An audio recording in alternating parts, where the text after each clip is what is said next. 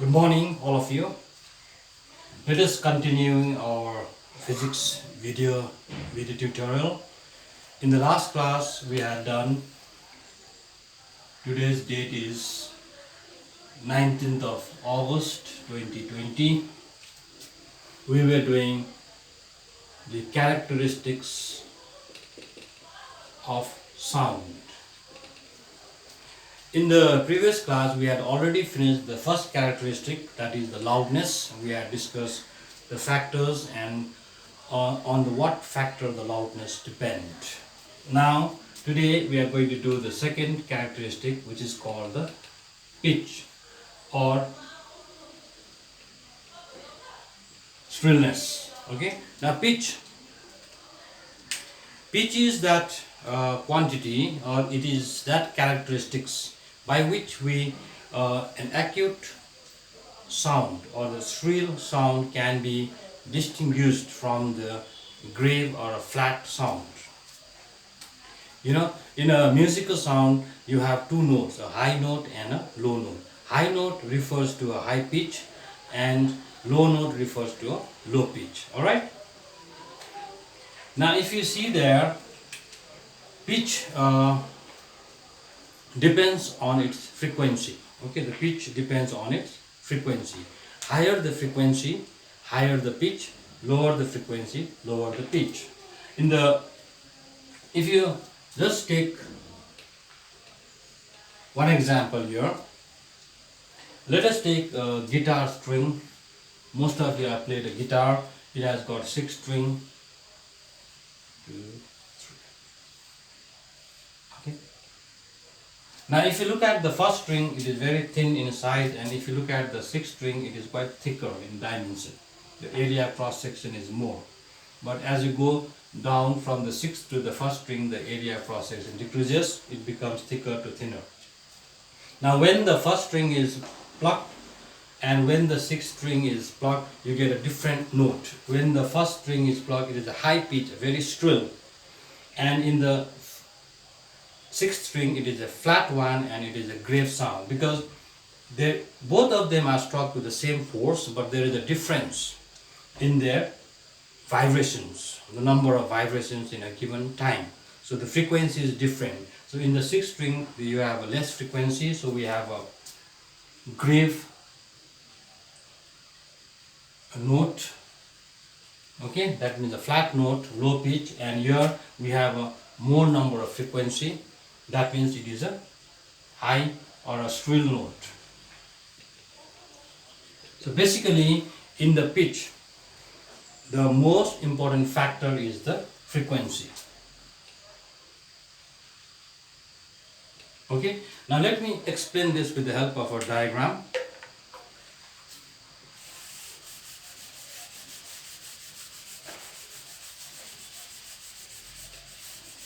Let me explain this by taking one example. Suppose you take two notes.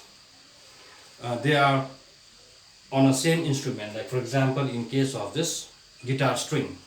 Now this can be displayed or shown in a displacement time graph.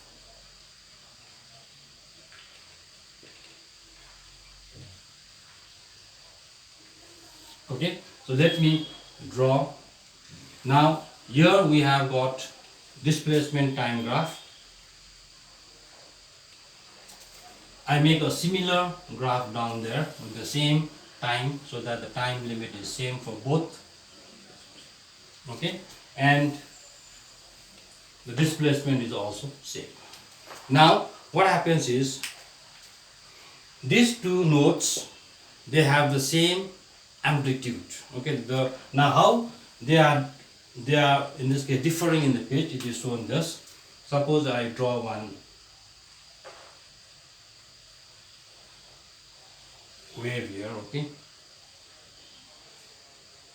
like this. See, the amplitude is same here, and in the second case also I make the same amplitude.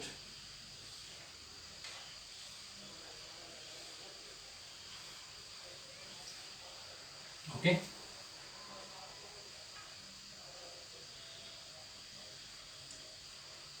if you look at these two notes, Here what is happening is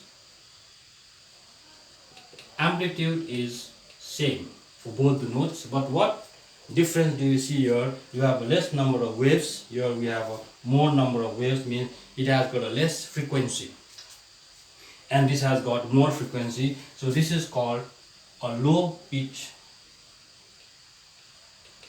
sound, or it is also called a flat note, and this one is called a high pitch, or it is also called a shrill note. So basically in the pitch, the most important factor is frequency. Now if you look at examples of pitch, examples, we usually we have observed that, and we know that the woman's voice is higher pitch than the man's voice, because their frequency level is higher in case of a woman's pitch. Now another example is, you must have observed that when the water pitcher or a bucket is put under a tap, and without seeing, we can, by just hearing the sound, we can tell the bucket is being filled up or not, because as the water starts going into the bucket, the sound changes. When the bucket is empty at the beginning, the sound is very flat, which is a flat note, but as soon as it starts getting filled up, the sound becomes shriller and shriller. So by hearing the sound only, we can make out that the water is being filled in the bucket. So basically this is the idea of the pitch. Now there are some other some points which you need to look at the textbook. It is in page number 167. So now we go to the third characteristics of sound, which is called the quality. It is the timbre. Now usually you must have observed that sometimes two singers singing the same song in the same scale, whatever, all that frequency is same, the whatever amplitude is same, the loudness is same, but still there is a difference in their tone, not the tone exactly, in the quality. So the third characteristic is quality, which is also called the timbre. In the quality, what happens is, it is that characteristic or that property which distinguishes two sounds. There are two sounds, both the sounds have the same loudness, they have the same pitch, but they may be emitted by two different instruments or two different sources. See, two sounds basically coming from different source, or sometimes different instrument. Now what happens is, they will have the same loudness, they will have the same pitch. Same loudness means the same amplitude, same pitch means the same, frequency, but they will differ in their quality. So that is that characteristics. Now what factor it depends on? It depends on the waveform. You will get a different waveform. For example, if I draw a simple displacement time graph, let me complete this one wave, or let us complete one something like this, and let me draw another sound. Now here we have a form like this. See,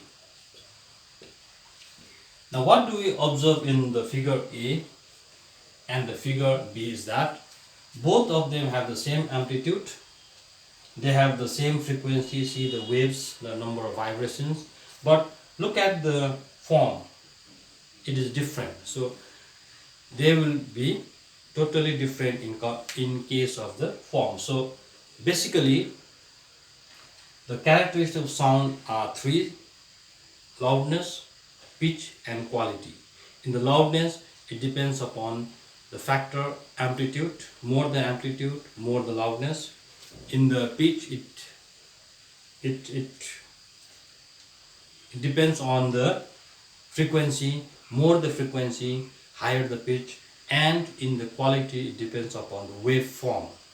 Here the quality, it depends, the quality can be also what you call subjective property, because it is dependent on the sensation of the perceiver or the receiver. So we have almost completed the sound in the reduced syllabus. So these are the main topic that you need to focus on. Now your what you call assignments which you have to do.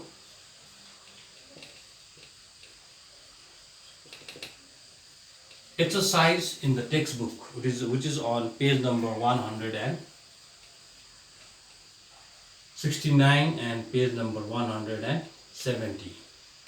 There are around, I think, 20 exercises are there. You need to do all that in your exercise copy, and you have to submit it to me within 2 to 3 days. Thank you very much.